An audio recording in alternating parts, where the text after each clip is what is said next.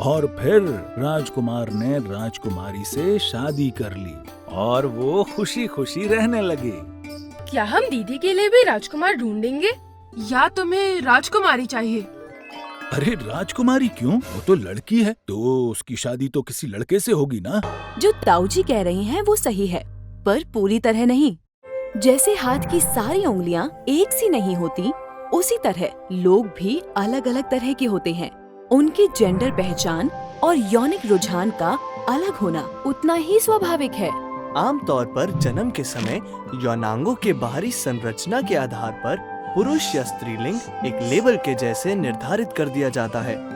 यदि किसी के बाहरी यौनांग और भीतरी जननांग में विविधताएं हो और उन्हें निर्धारित रूप से पुरुष या स्त्री कहकर परिभाषित न किया जा सके, तो उन्हें इंटरसेक्स कहा जाता है। जेंडर पहचान हमारी अनुभूति के आधार पर महसूस की हुई अंतर्निहित भावना है कि हम स्वयं को स्त्री या पुरुष या दोनों का मिश्रण या फिर ना ही स्त्री और ना ही पुरुष महसूस करते हैं, और इस अनुभूति को हम किस प्रकार हाव भाव, पहनावे या श्रृंगार आदि से अभिव्यक्त करते हैं।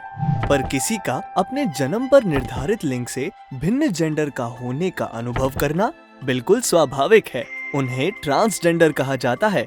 अब यौनिक रुझान आपके किसी के प्रति यौन रूप से या भावनात्मक रूप से आकर्षित महसूस करने के बारे में है। यौनिक रुझान कई तरह के होते हैं। अपने से अलग जेंडर की ओर आकर्षण यानी कि हेट्रोसेक्सुअल, अपने समान जेंडर की ओर आकर्षण यानी कि होमोसेक्सुअल, और अपने समान एवं अपने से भिन्न जेंडर की ओर आकर्षण यानी कि बाइसेक्सुअल इत्यादि।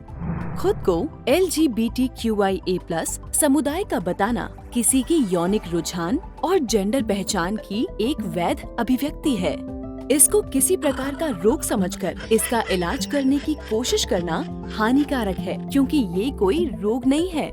हिजरा शब्द उन लोगों के समुदाय को संदर्भित करता है जिन्हें जन्म के समय पुरुष लिंग का लेबल दिया गया था, लेकिन जो पुरुषों के रूप में अपने जेंडर की पहचान नहीं करते, या जो लोग इंटरसेक्स हैं, और इसमें वे लोग भी शामिल हो सकते हैं जिनका बधिया हुआ है। कोई हमसे या हमारी समझ से कितना ही अलग क्यों ना हो, ये बहुत जरूरी है कि हम एक दूसरे का सम्मान और समर्थन करें।